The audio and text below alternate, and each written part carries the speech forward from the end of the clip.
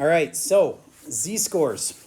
Let me help you understand when you'd ever want a z-score and how to get a z-score. And first of all, it would help if you kind of were really confident and you understand this. If you're above 50%, then your z-score would be positive. Now, most times we tend to like higher numbers, like we think it's good. Like it's because it's a test score. Or maybe it's your percentage on a test or whatever. So if you have a positive z-score, that means you're above the middle, okay? And most people want to be above average, right? In most things. I mean, unless this is like car accidents, then you don't want to be above average there. All right, so positive versus a negative z-score. That's like the most basic thing. All right, so if this was about your grades, and let's say it's grades on a test. So let's say it's a science test. And let's say Brandon has a different science teacher than Joe. If I just said Brandon got a 94% on his test and Joe got a 93% on his test, do you get that that could be not a fair comparison at all? I want you to think about that. What if Brandon's science class is like freaking incredibly hard and he got a 94? That's like probably the best in the whole class. Versus Joe's test might have been an easy test. And so what? You got a 93, but it was a really easy test. That's not fair to compare. That's where z-scores come in. Because if I say Brandon got a z-score of 1 and Joe got a z-score of negative 0.5, right off the bat, we can see that Brandon's is positive and Joe's is negative, and that's like, whoa, then you can definitely tell that 1 is better than negative 0.5. All right, now let's get a little bit more, what the heck are these z-scores? Z-scores are good for this case where you got two completely different tests and you're trying to see who did better. Because you can't just say that 94 is better than 93 because it depends on how hard the test was. This is an example here, and we're not going to read this whole thing. It would take forever. But do you get that if you had an SAT test and an ACT test that you can? It's really hard to compare those scores because one of them's out of 36 and the other one's like out of 1,500. Like that's impossible to compare. Well, not impossible to compare. You could use z-scores to compare. All right. So I don't like this slide. We're going to go to this slide. Let's actually do one. Everybody get to this green slide. And I'm going to say X equals your shoe size. I'm going to imagine this is about me. And I am a size 12 shoe. Okay. So that's your score. Please write yours. Next to that little mu thing, do you remember what that means? What's a better word for average? Mean. And last but not least, that squiggly sigma thing, lowercase sigma, what's that mean? Standard deviation. All right, so this is about shoe size. And in this room, I think we have established, we did just a brief average, and it was about an average of 10. And the standard deviation is about a 2. Then, given all this data, we can figure out the z-score. Now, I'm doing it for me right now. My shoe is a size 12. So then I would go 12 minus the average, which is 10, and then divide it by the standard deviation, which is 2. And that's really 2 divided by 2. So that would be a 1. If I have a z-score of 1, I can instantly tell, anybody has a z-score of 1, that they are 1 standard deviation above the average. Now, if that's on a ACT test, that's awesome. You are 1 standard deviation above average. I know that then. So we go back to that science example that I gave. Joanna, what percent did I say you had? 94. Okay. and Joe had a 93, but it looks like you just barely beat Joe. But what if your z-score was a 2 and Joe's z-score, because they weren't the same test, and Joe's z-score was a 3. Now, who did better? Joe. Because Joe was 3 standard deviations above the average. Does that make sense to you? All right. You got 2 different turtle populations. You got these tortoises, these huge lumbering old, they could be like 200 years old turtles. Okay, you got a bunch of those on the Galapagos Islands. And then you got this other group of turtles in your backyard. And they're just little painted turtles, okay? They like to crawl up on a log and sit there in the sun.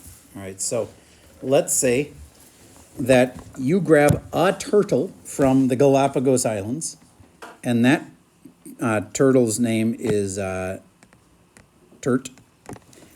And Turt is a 3. And this is when it comes to weight. Okay, it could have been anything, but. And Painty, and T, no, that's going to like write incorrectly. We're going to have a different name for Painty. Let's say, what's a good turtle name? First person wins. Arnold. Arnold? Sure. All right, Arnold the turtle from your backyard. He's got a -1. Now, no judgment here, but if this is about weight, what could you say about Turt? He's fat. He's big. He's a thick turtle. How about Arnold?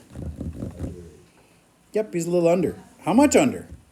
1 standard. 1 standard deviation under. All right, so even though these are generally really small turtles and these are gigantic turtles, you can still say compared to their peers, this dude is big and this dude's underweight's a good way to say it. Under average for sure by 1 standard deviation. Okay. So it allows you to compare within groups. All right? So, one more real situation. I think you probably know your height. Okay? I'd like you to change your height into inches. If you have to, guess. So if you're 5'4", then you'd go 5 foot. The 5 foot part is 60 inches. Super easy. 5 times 12.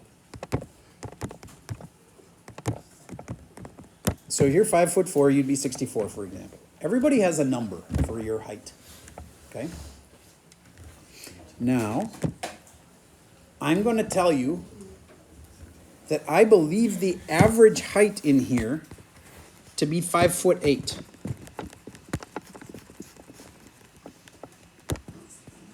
If 5'8" is turned into inches, then that's going to be 60 plus the 8, 68 inches. That's the mu, aka the average, aka the better word than average, which is what? Mean. Now, I haven't actually got the time to actually measure all of your heights. But I'd say that there's a big difference. Some kids that are very short in here compared to other kids that are very tall in here. And so I'm going to say that there's an 8-inch standard deviation. If all of you were about the same height, I'd probably say that there was like a 1-inch standard deviation. But I think you're quite diverse in heights. All right. You should be able to now take your own height. And do you remember what was minus what and over what? Don't say it. Think about it. And it's in your notes if you have to. Figure out your z-score for your height compared to what I said was a 5'8" average, which is 68-inch average, and a standard deviation of 8.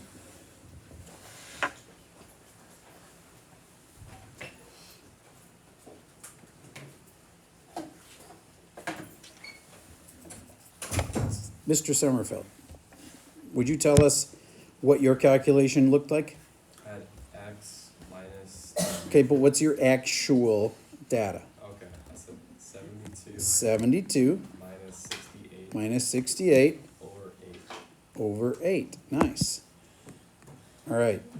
So 72 minus 68 leaves you with a positive, meaning you're above the average, which makes sense to me. 6/8, right? 4/8. And then, Or, oh, is that 4? yeah. Sorry about that. Yep, 4/8, which is a 0.5. Apparently there is dispute on his height. Whatever, he's obviously pretty tall. So 0.5? What's 0.5 mean? What could you say about it? Half a standard deviation. Half a standard deviation above average. Okay. All right. You all probably have a z-score now for yourself. If you're generally short, it's probably a negative z-score. And if you're generally tall, you have a positive z-score. Okay? Now, again, I made up these numbers, so don't make, the good Lord, don't get all like paranoid about like, oh my gosh, I'm under average. I don't know what the average is. I just guessed. Okay? And I also guessed at the standard deviation. All right. That's it, boys and girls. That's what a z-score is. Now let's actually do a problem. Let's do this one about the SAT and the ACT. Haley gets a 680. I'd underline that. The distribution, blah, blah, blah, is normal. Okay, good. Mean is 500. Ooh, I need that. Standard deviation, I need that. And now I can get a z-score for Haley.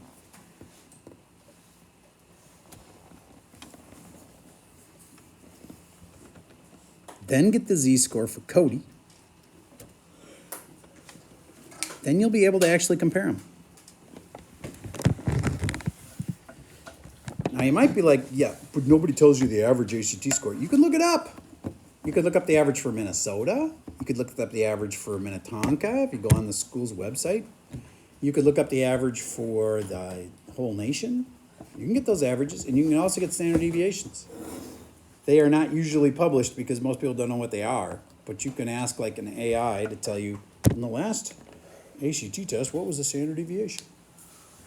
And you can figure last year's standard deviation and this year's is probably pretty close. All right, so you go 680 for Haley minus the 500 over the 100. And that's going to be 180 over 100.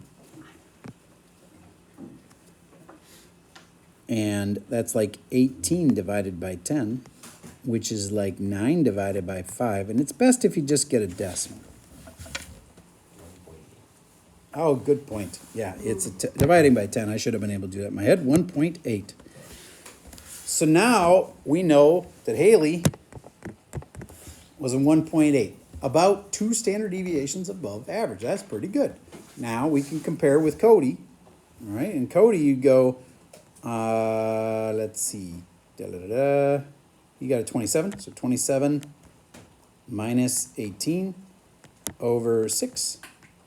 And let's see, 18 and 20, that's a 9 over 6. And somebody's probably already got the decimal for that. What is that? 1 point what? 5. Okay. Yep. All right, that makes sense. Then you can definitely see that Haley versus Cody, Haley won. That is a fair comparison to that. Haley was a little bit better. Okay? All right. Without any help, figure out the answer.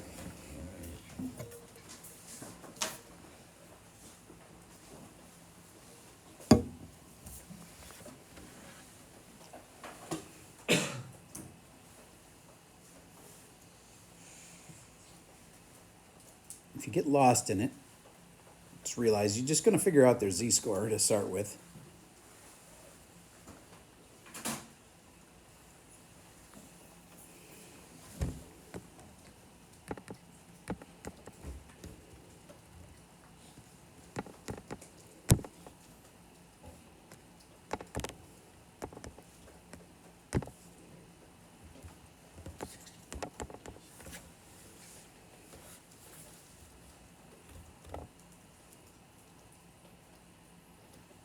What is 63.5 minus 61.2?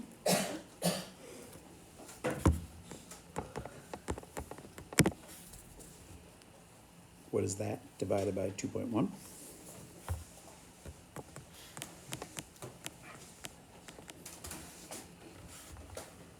All right, so we got about a 1.09 z-score. Now, here's the rest of the story. Assuming they perform similarly in the state meet, what can they expect if the average is 62.4 with a standard deviation of 1.8? Well, I would go through it and say, how do you get a z-score again? You take your score, which we don't know what they're going to get.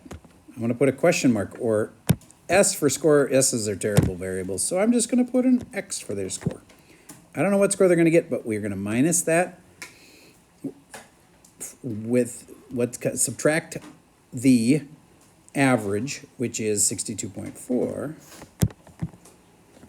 over 1.8. And how are you supposed to solve that? You can't if you have two variables, but you don't have two variables because you know the z-score. The z-score that we're expecting is a 1.09. So we're going to put that here, and all of a sudden you have 1.0952. Don't round it until the end. And if I was going to solve this, I would multiply both sides by 1.8, clear the fractions,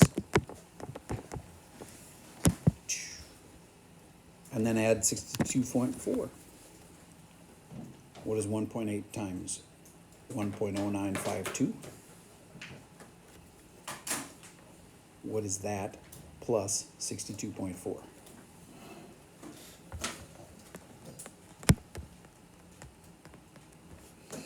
I got all the way to the end, and now I can round it. So what did they tell me to round to? Didn't say. So then I get to round to whatever I want. To me, feels like probably should round to 64.4. That's what they should expect to score. See how that worked? Raise your hand if you had the same thing as me. All right, awesome. Then I feel like you understand this, and from here, extra practice is not probably even going to help you. So let's just go right to the actual Schoology quiz. There is only like 5 questions. I think you'll finish it up with time to spare. Please take that Schoology quiz now.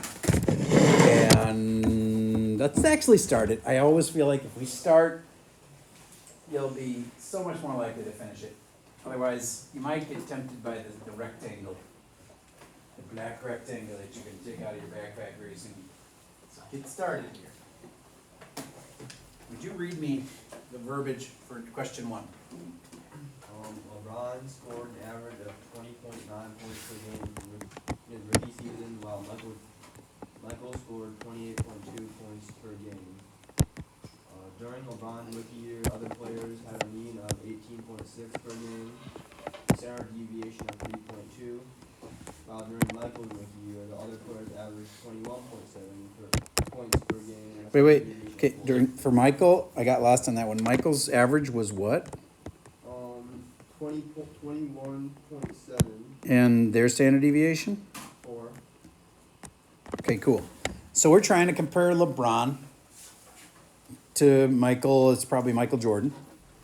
And see, is it fair, really? Well, not really, because they played in different seasons with different players. But if you take the average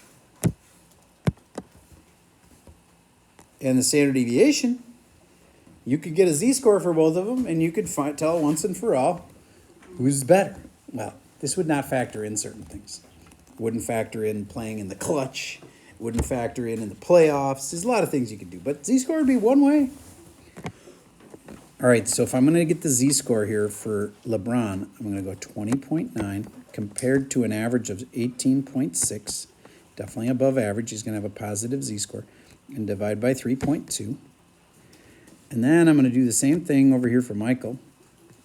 28.2 minus 21.7 over the 4. And then at the end, I'm guessing they'll ask you to round it to a certain spot, and then you'll be able to know. I'm curious. I'm going to do it. What is 20.9 minus 18.6? What is 2.3 divided by 3.2? 0.7187 for LeBron. What is 28.2 minus 21.7? What is 6.5 divided by 4? 1.625. I think we've settled the debate once and for all. Now, these may not be accurate numbers. I can't promise you that these are all accurate numbers. You could Google them, find out if they are, and then that'd be a way that you could argue that Michael Jordan was better because he's almost 2 standard deviations above. Now, again, totally not really a fair comparison because what if we're just talking about points? There's a lot of ways the player can be a good player. There's scoring, but then there's also rebounds. There's also assists. There's so many other things to consider. But at least as far as scoring, Michael was definitely better.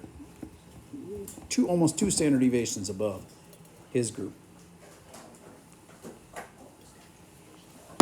Okay.